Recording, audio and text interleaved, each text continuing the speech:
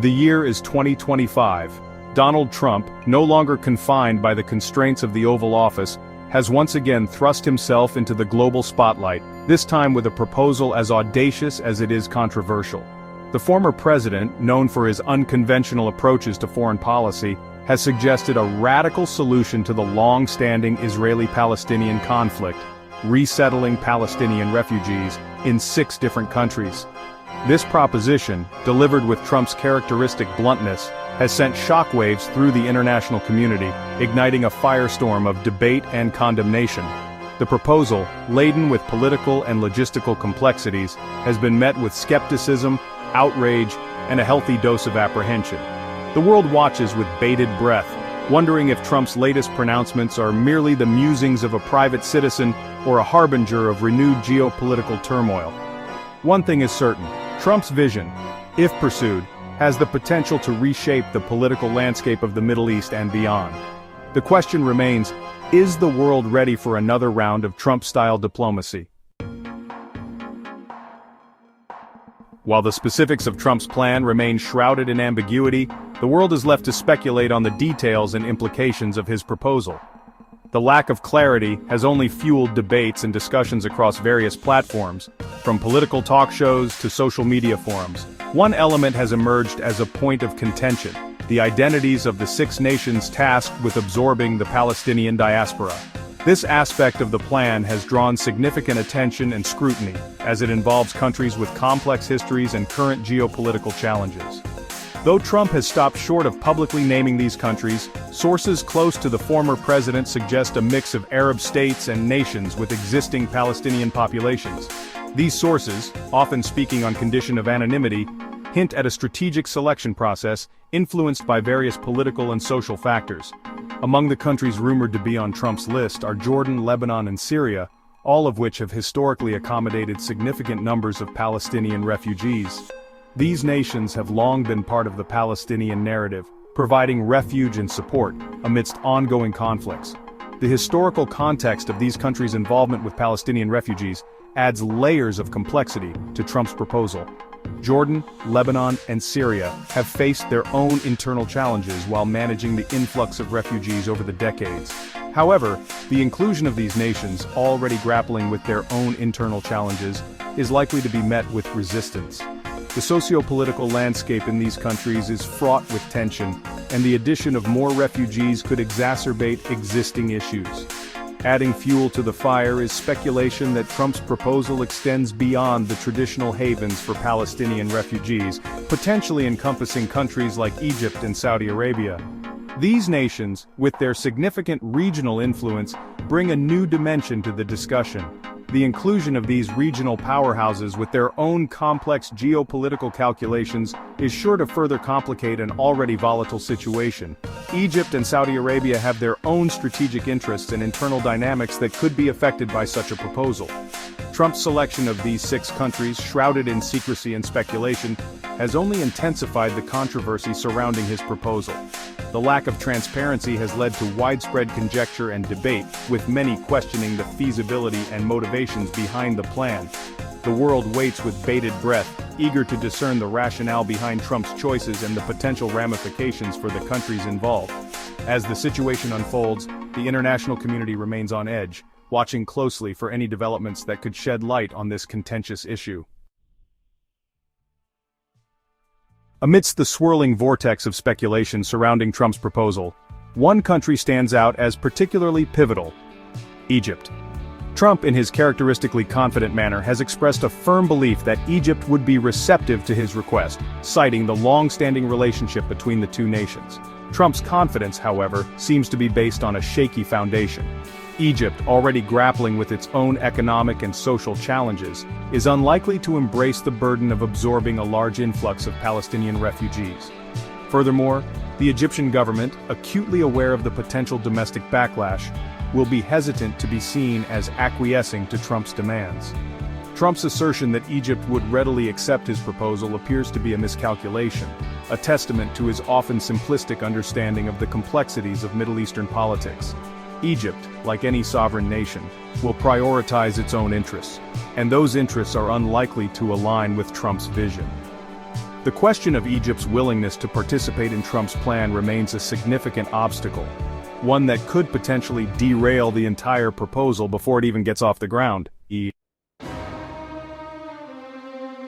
Section 4. Global backlash, international community condemns Trump's proposal. Trump's proposal, as expected, has not been met with open arms by the international community. The plan, which many see as heavily biased towards one side, has sparked a wave of criticism from various corners of the globe. Critics argue that it disregards the complex realities on the ground and fails to address the legitimate aspirations of the Palestinian people. World leaders, human rights organizations, and even some of Trump's staunchest allies have voiced their disapproval, condemning the plan as unrealistic, unjust, and potentially destabilizing. They argue that the proposal undermines international norms and could set a dangerous precedent for future conflicts. The plan's lack of consultation with key stakeholders has also been a major point of contention. The United Nations, in a rare display of unity, has issued a scathing rebuke of Trump's proposal, calling it a violation of international law and a dangerous precedent that threatens to undermine decades of efforts to find a peaceful solution to the Israeli-Palestinian conflict. The UN statement emphasized the importance of a negotiated settlement that respects the rights and aspirations of both Israelis and Palestinians. The European Union, a longtime advocate for a two-state solution, has also expressed its deep concern, warning that Trump's plan would only exacerbate tensions in the region. EU officials have stressed that any lasting peace must be based on mutual agreement and respect for international law. They have called for renewed efforts to engage both parties in meaningful dialogue. Even within the United States, Trump's proposal has been met with widespread criticism, with many pointing out the hypocrisy of a country built on immigration, now seeking to displace a population that has already endured decades of hardship and dispossession. Prominent political figures, civil society groups, and ordinary citizens have all voiced their opposition, highlighting the moral and ethical implications of the plan. The backlash both domestically and internationally has been swift and fierce, a testament to the deep-seated opposition to Trump's vision. The widespread condemnation reflects a broader consensus that any viable solution to the Israeli-Palestinian conflict must be fair, just, and inclusive. As the world watches closely, the hope remains that a more balanced and equitable approach will eventually prevail. Section 5. A House divided reactions from the proposed host countries. The 6 countries thrust into the spotlight by Trump's proposal have reacted with a mixture of anger, confusion, and a healthy dose of skepticism. The proposal, which aims to address the long-standing issue of Palestinian refugees, has been met with widespread criticism and concern. Many see it as an attempt to offload the problem onto countries that are already dealing with their own significant challenges. The governments of Jordan, Lebanon, and Syria, already grappling with the presence of large Palestinian refugee populations, have been quick to reject any suggestion that they should bear the brunt of Trump's plan. These countries are already under immense pressure, with their resources stretched thin and their infrastructures struggling to cope with the existing refugee populations. The idea of taking in even more refugees is seen as untenable and unfair. Jordan, in particular, has been vocal in its opposition, with King Abdullah II publicly stating that his country would not be a dumping ground for Palestinian refugees. The king has emphasized that Jordan has already done more than its fair share in hosting refugees, and that the international community needs to find a more equitable solution. The sentiment on the streets of Amman echoes this stance, with many Jordanians expressing their frustration and anger at the proposal.